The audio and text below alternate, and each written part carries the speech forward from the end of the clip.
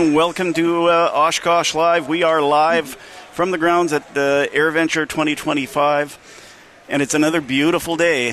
We are we're getting Chamber of Commerce weather, and we're enjoying it. But we also have heard that it might get a little bit rocky tomorrow.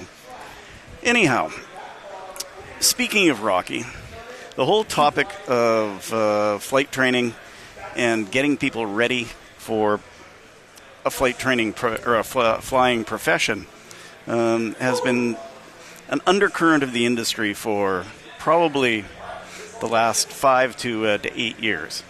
With a pilot shortage and the rush to fill seats, there have been some gaps in training.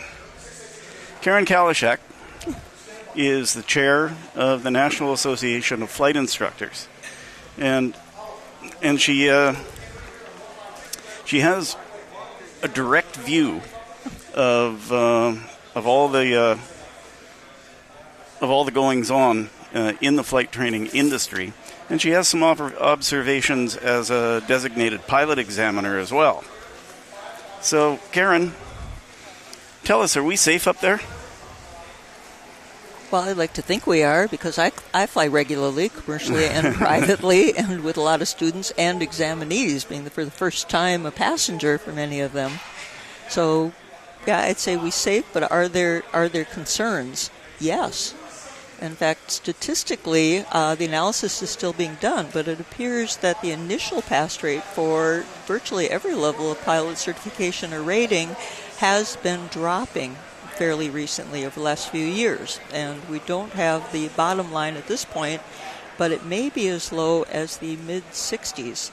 So, meaning we've got a significant amount of people that have been endorsed for an examination, but aren't really ready to successfully pass that. Well, what have you seen in your flights with candidates for arguably one of the hardest certificates that ordinary people can achieve in life? Speaking from my own experience, it was the hardest thing I ever did, but I did it. Yeah. And what are you seeing when you climb in the right seat with somebody who's hoping to get a pilot's license off you? Okay, and I'd say you didn't say private pilot, but actually for a lot of people, because it is their first exam. So, they come in with trepidation. It obviously varies a lot by individual, but one of the issues that appears to be becoming more and more prevalent is the idea of people simply memorizing things. That there's actually 4 levels of learning, which is first rote memorization, just being able to take something in and spew it out again. If you have, the bare bulb, yes, no, black, white questions, then higher level would be understanding what you're saying. Third would be actually applying it, for example, in a flight situation, and then correlating, for example, aerodynamic concepts to other situations.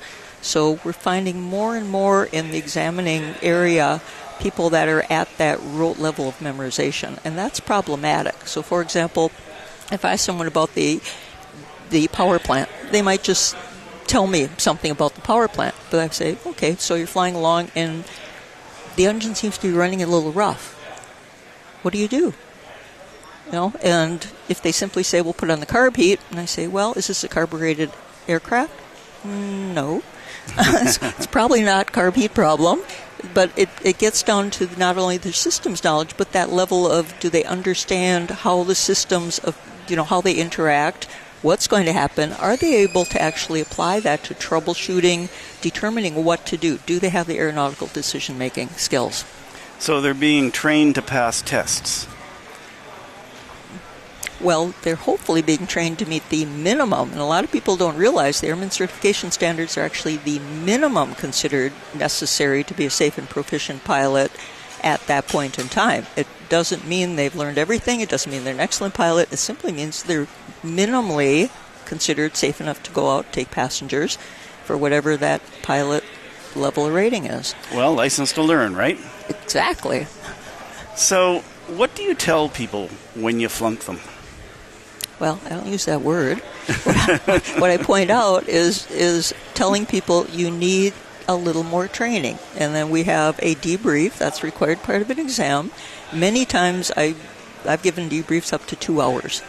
It's just explaining, giving them additional content. Sometimes it's actually the equivalent of ground training. And I like people to come away with the understanding it's not a failure. It simply means they need more training. And I can tell you virtually to a person when they come back to me, if they come back to me for the re-exam, they'll usually say this was the best thing that could have happened because they realized it was something that they themselves kind of knew was marginal. They were just hoping it would be good enough on the exam day, and under the stress of the exam, it comes to light. And then after getting that specific training on that skill area or knowledge area, understanding, they're so much more comfortable, competent, and confidence, which is really important. So what's the 30,000-foot view of this? Your organization takes these matters very seriously. So what's NAFI doing to improve that failure rate? And we're not calling it failure. Lack of immediate success. Lack of immediate success. need for additional training. So what's NAFI's reaction been to this state of affairs? Well, we wish we had more time, but there's a lot of things that we offer. And in fact, anyone can join NAFI, by the way. You don't have to be a flight instructor.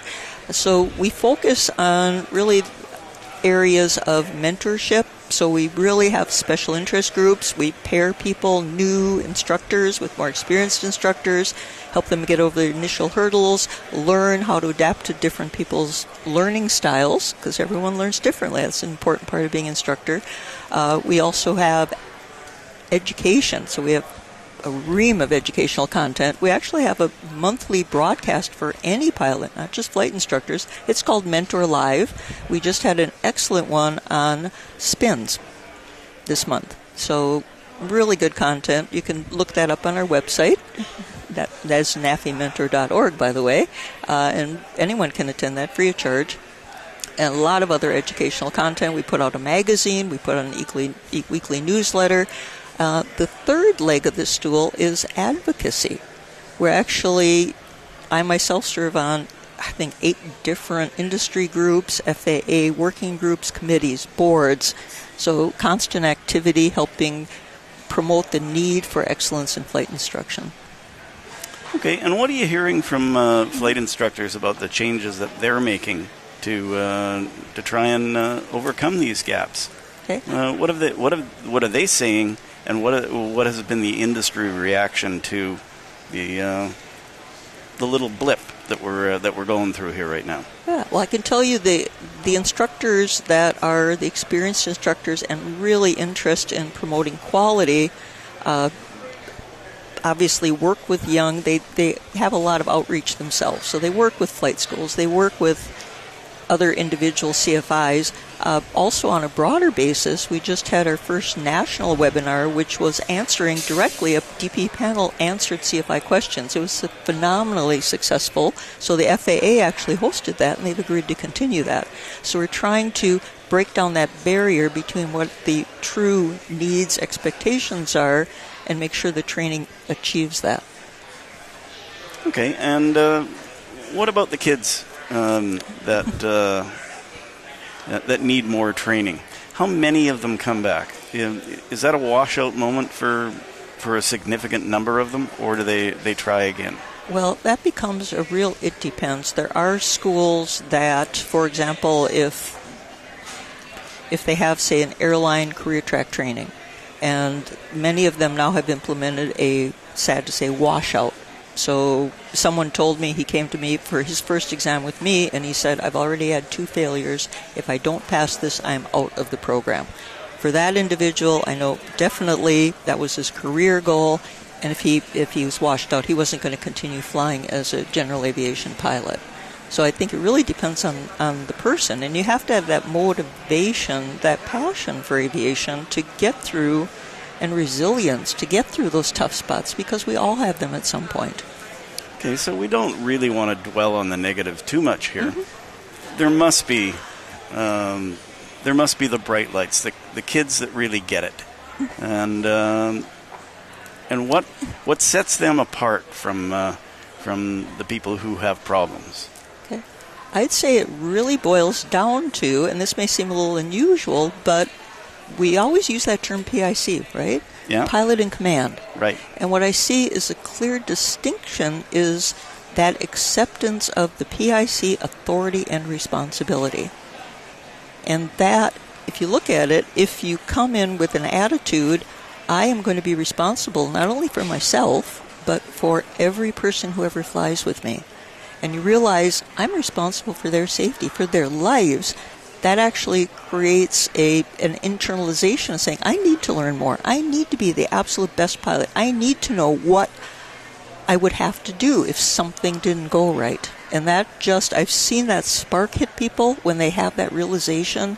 And all of a sudden, yeah, they're really interested in learning about systems and doing scenario understanding. If this happened, how would I respond? So I think it's just creating that spark to realize that no one's there to hold your hand. Right. So I think I had one of those moments myself. Really? Yeah. First time I took my wife for flying, we were actually looking at some property and assessing whether it would take an airstrip. And engine burbled a little bit. And she said, "What was that?" And I said, "I don't know. I think probably a little chunk of ice went through it." And it really turned me into a better pilot. It got me thinking about what if scenarios with everyone that I flew with, not just loved ones. And it set me on a course to learn more about the systems, learn more about how it all works. So it really is a lifelong learning experience, right? Mm-hmm. So tell me a little bit about your flight experience and how long you've been at this. Oh, okay. I didn't know if you know, but I was actually a late starter. Actually, I started in my mid-30s, but didn't finish my training. But I learned if you don't have a good fit with the instructor, what can happen, which really later informed my own instruction. And then at age 50, which was 20 years ago, I decided I was just going to check that box and finish that private pilot rating. And I had an excellent instructor, and very quickly, within weeks, realized this is something I want to do professionally. So I transitioned from what I had been doing, which is international consulting, and set out a long-range plan, built my time, built my certificates, and it all came to fruition. What's the difference between older candidates and younger candidates?